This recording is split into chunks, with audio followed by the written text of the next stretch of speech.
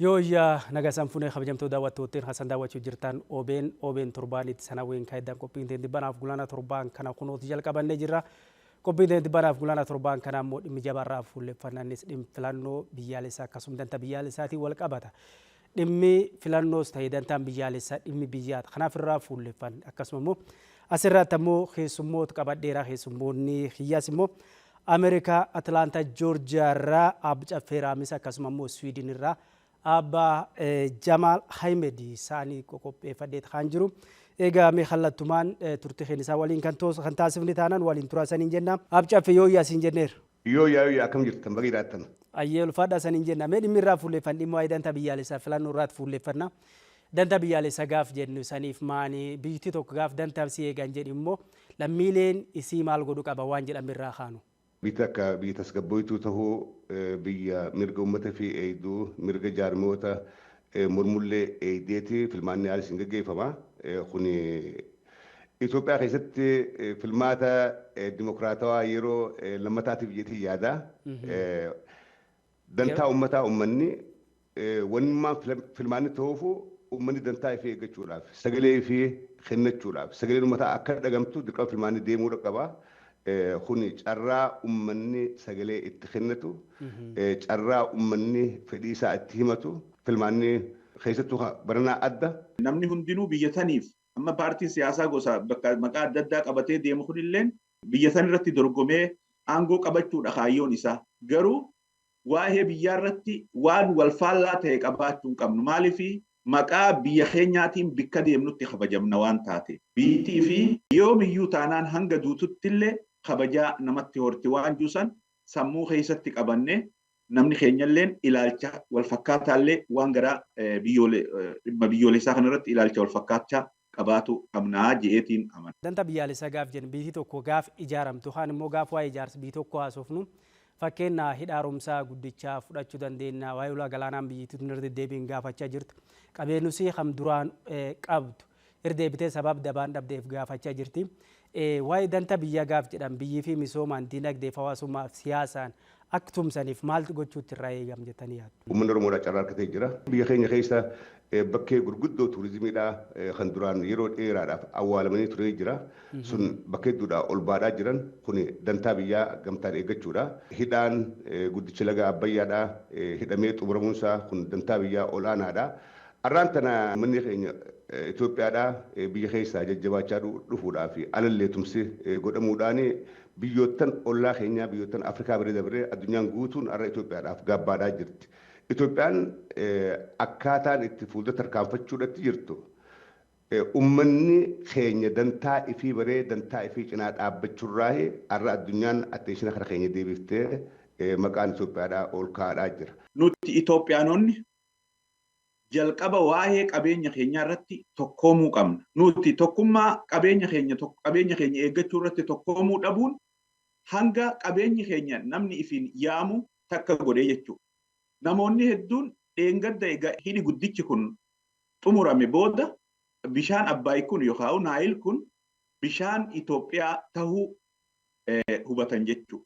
Kana ka godhe ilaalcha siyaasaa sirna badaa biyya keenya keessarra ture ka uummata mariisifne santu uummatallee tokkoomuu dhorkee qabeenyi keenya namni maqaa isaatiin yaamee Naayil ka Masriiti yaamee biyya Misraati yaameeti beekamaa ture. Garuu amma waan haara'e. Amma kanarratti nuti biyyoota gaafa Afrikaa jiran irraa dabalatee qabeenya Itoophiyaatiin namni hin jiraanne hin jiru. Qabeenya keenyaan hogguu qabeenya keenyatti fayyadaman ni tola. Garuu waa'ee ulaa galaanaa hoggaa kaafnu dambii yookaan faallaa ta'ee mul'ata. Kanammoo nuti Itoophiyaanonni sagalee tokkoon dhaabbanne paartii amma biyya bulchaa jiru kana keessaa paartii jijjiiramaa kana ka uummanni akka namni yaada kannatu yaadni namaa bilisa akka tahe karaa saaqe kana wajjin dhaabbanne ulaa galaanaa keenya isa jalqaba nu harkaa fuudhames tahe dantaa addaa namni kun waliin qabaachuu danda'a. Ulaa galaanaa hedduu nu barbaachisa. Kuni dhimma jala sararree qaamaan qalbiidhaan beekumsaa fi kallattii hundaan qabsoo itti goonuu qabsoo Itoophiyaanota hunda hirmaachise itti goonu je'eetiin amana. Waa'een ulaa galaanaa waan wal mariin barbaachisu murteessaa waan ta'eef. Danta kanummoo eeguun tissuun akkasuma immoo gaafachuun beeksisuun dhimma lammiilee biitanaa keessaaf biyya alaa jiraniiti jettanii yaaddu. Biyya takka abbaadhaatu eeggata. Biyya takka abbaadhaa guddisa. Uummanni keenya arra wanni irratti fokas godhuu qabu mootummaa fi cimsuu diinagdeedhaan ijaaramu akkaadaamiidhaan teekinooloojiidhaan ijaaramee waan qabu hundaanuu gamtaadhaan hoyoo hojjete yooni mootummaa tanaa wajjiin dhaabbatee wajjiin sossoo'uu danda'e mootummalleen ummataa wajjiin tarkaanfachuu danda'e bitti kun ni guddatte of course uummanni keenya alaa fi keessalleedhaan wajjiin dhaabbachuudha qaba biyya fi guddisirratti. Eertiraan addaan cituunis biitaan ulaa galaanaa dhabsiisee jira. Garuu hardhas waan dhabde sun gaafachaa jirti. Gaafii tanaatiin akka nama lammii dhalata yookaan immoo nama Itoophiyaa ta'e tokko yookaan immoo akka nama lammii tanaatiin gaafiin tun sirrii jettanii yaaddu. Itoophiyaa duraan qabdu sadabdee miti silaa duraan hin qabaannee ulaa galaanaa qabaachuun dirqama. Gaafii ulaa galaanaa gaafachuun mirga biyya hundaati. Itoophiyaan ulaa galaanaa ta'e fi qabdu tan akka maleetti dhabde tan seera malee dhabdee arraan tan gaafachaadhaa jirti. Waan kana uummanni keenya biyya keessaa fi alalleen an qofaa miti dhibbatti deeggaran. Warreen siyaasaadhaa yookaan ilaalcha mootummaa tanaan mormaa jireilleen waan gamtaadhaa waan biyyaa waan boruuf tahaa waan akka hidhaa galaanaa yookaanis balbala ulaa baaraa kana hundinuu dhibbatti hideeggara cina dhaabbata. Dura deemanii ulaa galaanaa biitti guddoon uummata miliyoona 100 waa qabdu ukkaamtee manidhaa keessatti gammaan tanaati baroota 34. Ulaa san barachuun dirqama mootummaadhaati. Uummanilleen waan kana mootummaa irratti eegaadhaa jira alaa fi keessaa. Biyya keenya wanni guddachuu dhoorke wanni duubatti hambisaadhaa jira guddaan takka ulaa galaanaa dhabuudha. Lammiileen Itoophiyaa keessumaa biyya alaa jiran keessumaayyuu waan amma gaafiin tun sirrii eega jenne beeksisuun gaafachuun carraa argan cufaanuyyuu gaafiin ulaa galaanaa tun Itoophiyaa akka deebitu Itoophiyaan gaafiin isii sun sirrii jedhanii akka gaafatan maal godhuu qaban jettee yaadda keessumaayyuu hayyoonni lammiileen Itoophiyaa biyya alaa jiraatan biyya keessa jiranis haa ta'u. Hayyoonni Oromoodhaa yeroon gamtaan dhaabbatan ammaan tan alaa fi keessaayis waan dantaa waloo irratti yeroon gamtaadhaan dhaabbatanii gaafatan keessattuu waa'ee dippiloomaasiidhaa addunyaadhaa wajjin waan kana rakkoo kana addunyaadhaaf ibsanii namuu biyya jirutti ibsee Itoophiyaan uummata guddaadha qabdi ulaa galaana halee qabaachaa turte har'a akka dhabdee ulaa galaana deeffachuudhaaf akka mirga guutuu ta'e karaa dippiloomaasiin namuu biyya jirutti amansiisee mootummaa keessatti himee actually mootummoonni addunyaadhaa waan kana maanta ni amanan dhibbatti ni fudhatan. Hayyoota keenya irratti dalaguudha qabaa jetti lamana. እኛ የቀይ ባህር ጉዳይ ህጋዊ፣ ታሪካዊ፣ መልክዓ ምድራዊ እና ኢኮኖሚያዊ ጥያቄ ነው ብለን እናምናለን። ቀይ ባህርን ኢትዮጵያ ለማጣት 30 ዓመት ከዚያ በላይ የወሰደ ትግል ነበር። ታውቃላችሁ። በ30 ዓመት ትግል ውስጥ በብዙዎች ርብርብ ነው ኢትዮጵያ ያጣችው። ለማጣት የፈጀብን 30 ዓመት ለማግኘት ይፈጅብናል ብዬ ግን አላስብም።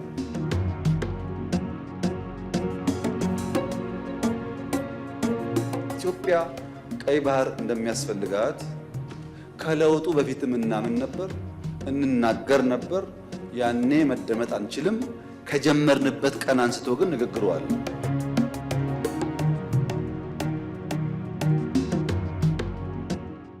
የኢትዮጵያ የቀይ ባህር አክሰስ ጉዳይ አይቀሬ ስለሆነ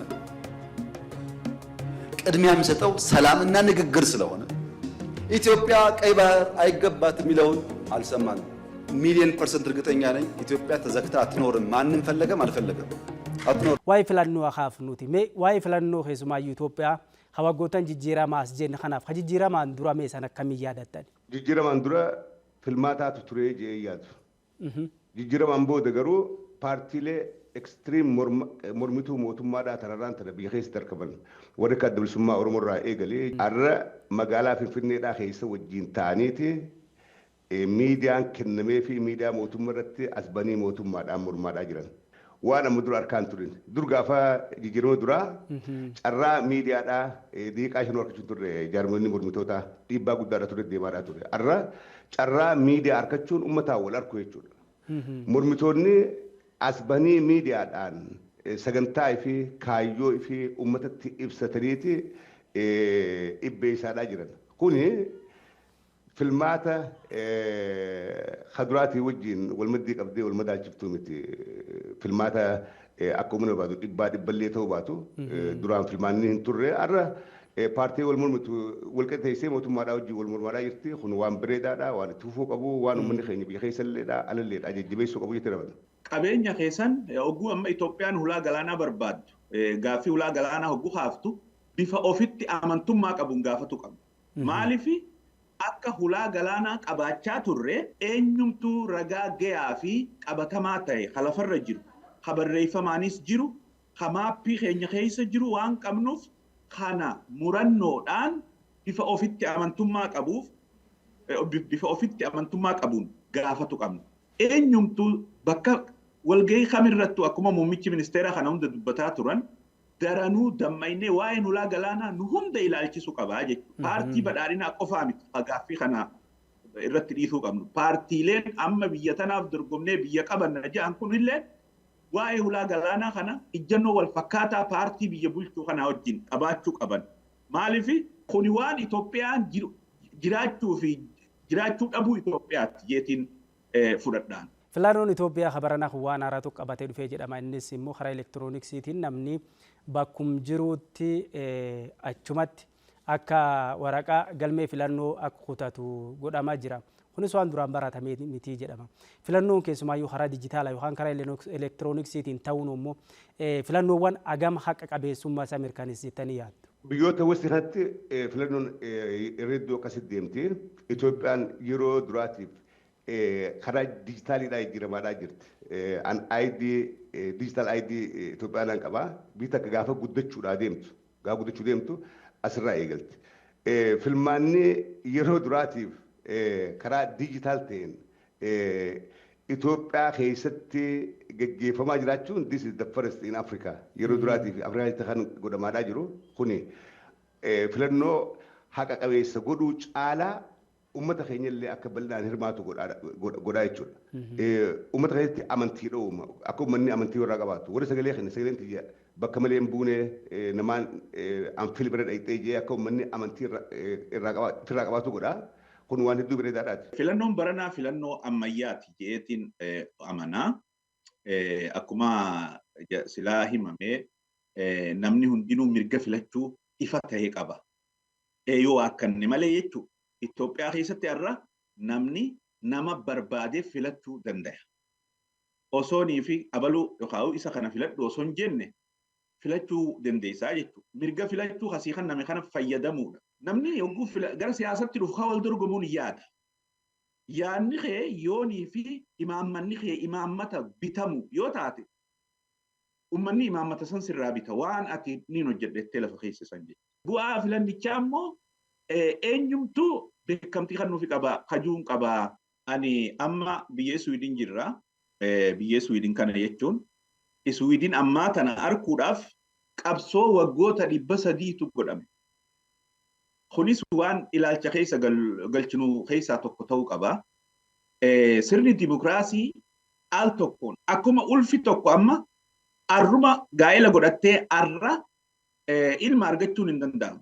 Dimokiraasiin addunyaa saddagaagee sadarkaa kana ga'e kun yeroo dheertuu fudhateetti sadarkaa kana ga'e inni kunis ilaalcha keessa galfamuu qaba. Waa'ee biyyaa ilaalchisee nuti Itoophiyaanotaa bar faamilii achii qabna waan biyyaa isa miidiyaan hordofnu daran maatii keenyaas kontaaktii goonuuf haalli biyyaa jijjiiramni gajjallaa biyya keessaa maal fakkaata waan juusan yoo waakkanne malee dhugaan ni jira biyya keessa jijjiiramaa jira. Jijjiirama kana gaa namni beekaa rafe hin dhaga'uu jedhanii yoo beekaa waakkatame malee biyya keessa jijjiiramaatu jira. Mirga namni waan fedhe dubbachuu qaba. Waan mirga dubbachuuti qaba.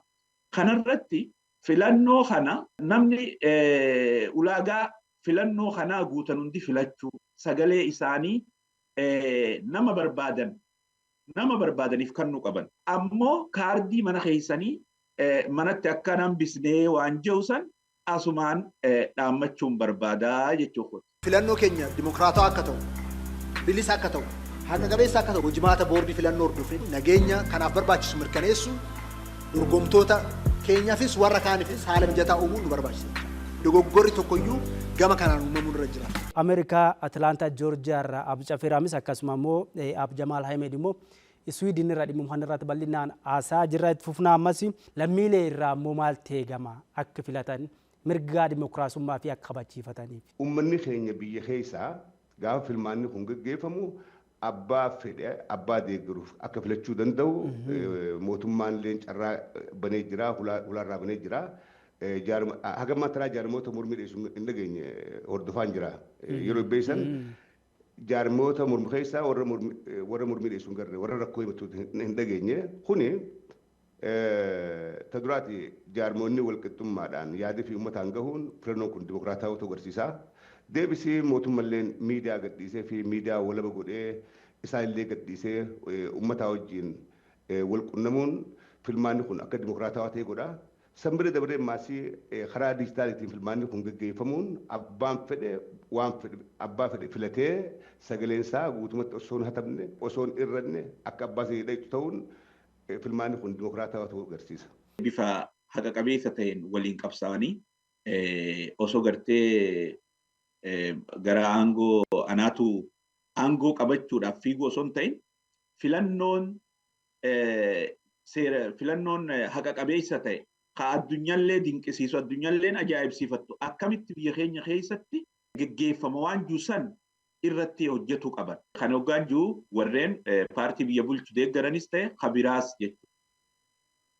Maaliif filannoon haqa qabeessi dimokiraataa ta'e gaggeeffamuun addunyaa biratti kabajaa Itoophiyaanotaa waan dabalchiisuuf kanarratti waloon tumsuu akka qaban asiiniin dhaamsa dabarfachuu barbaada. Anis ka biyya kana jiru filannoon Itoophiyaa keessatti taatu san akka haqa qabeessaa fi filannoo addunyaan gootu dimokiraataa akka ta'e ka nama barbaade filatu akka ta'u irratti an ka biyya kana jirus qabsoo godhuun qaba hojjechuun qaba jechuudha gamaan danda'een.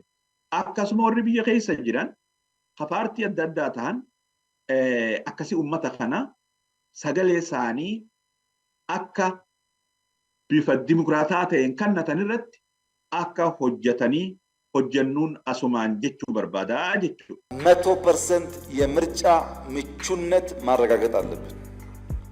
ሰላም የለም ምርጫ አያስፈልግም ምናምን የሚባል ነገር ስርዓት መንግስት ለማዳከም ለማፍረስ እንደ ኢንትሪ ፖይንት የሚሰራ ስለሆነ እያንዳንዱ ወረዳ፣ ዞን፣ ክልል ራስን መፈተሽ ያለብህ ሌጂቲሜት ለመሆን ምርጫ ዴሞክራሲያዊ ለሁሉም ኃይሎች አስቻይ እንዲሆን መስራት ነው። ድምዳንተ ብያለሳቲ ፊላኖ ራቲ ሞ ወንቲ ለሚለ ቢኸሰስተ ለሚለ ቢያላ ኢትዮጵያ ራ ኤጋ ሟይ ቢያራቲ እጃኖ ቶኳከ ቀባት ነሚ እንድኑ ቢፈዳ ጅራቱ ቢፌት ቀባት ገሩአቲን ዳላታ ኢትዮጵያ ታተ ቢኸሚዮ ደምቴ ዋይም ቢተንቴ ተስቁቁ ቀብቲ ወናቴት ዮ ጅራታ biyyatiyyaaf maaliin godhee jiif gaadhu malee bittiti maal naagoote hin jin ummanni keenya biyya keessaa ka'ee hojjechuudha qaba dalagaa tuffachuun qabu kabaratu barachuudha qaba hojjetu hojjechuudha qaba biyya gamtaadhaan guddifna gamtaadhaan jijjiirra malee mootummaan qoftiin qophatti biyya jiruu hin danda'u biyya guddisuu hin danda'u waan irratti waliin dhaabbachuu qabnu jira biyya guddisuu irratti hojiin dhaabbanna biyya jijjiiruu irratti hojiin dhaabbanna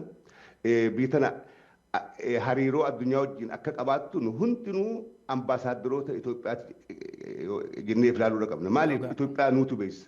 Lammiilee keenya ka biyya alaa jiran biyya keenya dhaqee ilaaluudha qaban. Ala kana warri mormuus warri deeggaruus dhaqee naannoinee bitti keenya booddee qubsuma keenya biyya keenya dhaynee ilaallee waan dandeenyu keessatti investi goonee siyaasaa isii irraa hirmaannee yaada kennannee waan biyya kana utubaa hojjechuu qabna. Alaahis keessaahis dhalattoonni Itoophiyaadhaa dhalattoonni Oromoodhaa keessattuu addatti biyya keenya alaas teenyee utubuu dandeenya alaas teenyee gargaaruu dandeenya yoo inni as taa'ee achitti nama 5-6 hojii baasu carraa hojii baasuu danda'e bisan jijjiiree jechuudha. Nam 5 hojii baasee biyyaan guddise waan biyya hin jireen biyya keessatti oomishe guddina biyyatti qooda fudhee jechuudha. Warreen biyya alaatis akka siyaaduudha qaban warreen biyya keessaa garuu tetteenyee homachuurraa haa hojjennu dalagaa tuffachuun siis kuffifti biyyaas kuffifti ba'aa fittaateeti ba'aa biyyattaata. Hojiidhaaf haa kaanu barachuudhaaf haa kaanu karaa hundaan duratti haasofnu. Namni waa'ee dhimma dhuunfaa lafa kaayuu qaba dura. Dhimma biyyaa milkeessu dura dhimma dhuunfaa keetii lafa keeyseeti akkasitti dhimma biyyaalessaa milkeessuu dandeessa. Dhimma dhuunfaa hoggaan jiru dhimmi dhuunfaa kun gara dhimma gareetti sol guddata. Biyyi teenya sun biyya seenaa keessatti illee amma warri dhiyaa kun hedduu biyya teenya san ni beekan. Biyyi teenya san biyya guddoodha. Biyya yeroo dheertuudhaaf illee sirna bulchiinsaa qabaachuu turte waan taateef wanni amma biyyi san barbaaddu bulchiinsa gaariidhaa fi dimokiraasii fi guddina yookaan misooma barbaaddi. Ulaa galaanaa dhabuun hedduu Itoophiyaanota akka Itoophiyaanonni kofoo lammaffaa bitachuu hin dandeenye ka godhe qabeenya dhabnee osoo hin ta'in ulaa galaanaa dhabuun kana biyyoota adda addaa keessa garree jirra. Warran oomishanne warra bahee facaafatee hin galle haa boonee nu caalaa jiraatu kan boona san itti fide ulaa galaanaati. Ulaa galaanaa kana immoo akkatti dhabne hubannee jirra amma. Akkamitti ulaa galaanaa dhabne jennee wanni nuti wal gaafannu jiru gana qabsoo godhu qabna itti hirmaatu qabna sagaleenis haa ta'u hatta lubbutti hanga wareegama lubbutti ulaa galaanaa san deeffachuudhaaf dhaabbatu qabna. Filannoos akkuma jalqaba siime Itoophiyaanonni biyya alaatiif keessa jiran irratti dalaynee biyya teenya ibsinee mul'isuu qabna waan jiru qaba. Abbaa Caffiraamis Ameerikaa Atlaantaa Joorjiyaa irraa Iswiidin irraa immoo Abjamaal Ahmed akkasumas irratti argamtanii keessumaayyuu dhimma biyyaa irratti waa'ee biitiyyaa naquutti jettanii keessumaa dhimma danda'a biyyaalessaa filannoo irratti yaada bal'aa nuu kennitanii fi maqaa hordoftoota OBN hundaanuu yeroo bulaa deebana saniin jedha. Hedduu ulfaadha galatooma. Kabajamtoota daawwattootaan Hasan daawwachaa jirtan OBN qophiin immoo qophii tibbanaaf gulana torbaan kanaati dhimmi irraa fuulleeffan dhimma danda'a biyyaalessaatiif filannooti. Dhimma kanarratti immoo keessummoota haalam jajjaboo qabannee isaanii dhiyaannee isaanis Atlaantaa Joorjiyaa irraa Abbi Caffiraamis Ameerikaa jechuudha. Iswiidin irraa immoo Abjamaal Ahmed wal duraa duubaan dhimma biyyaa irratti waa'ee biyyi isaanii keessumaayyuu irraa kan isaan nu tuqanii isaan immoo yaaduu kan irraa waan iddoo akka baratanii muuxannoo argatan abdii guddoo qabna. Qophii tibbanaaf gulana torbaan kanaa sumirratti muummeeffanna. OBN filattanii immoo akka saatii tanaa waan waliin turtanii fi maqaa hordoftoota OBN hundaanuyyuu horaa bulaa deebana saniin jedha.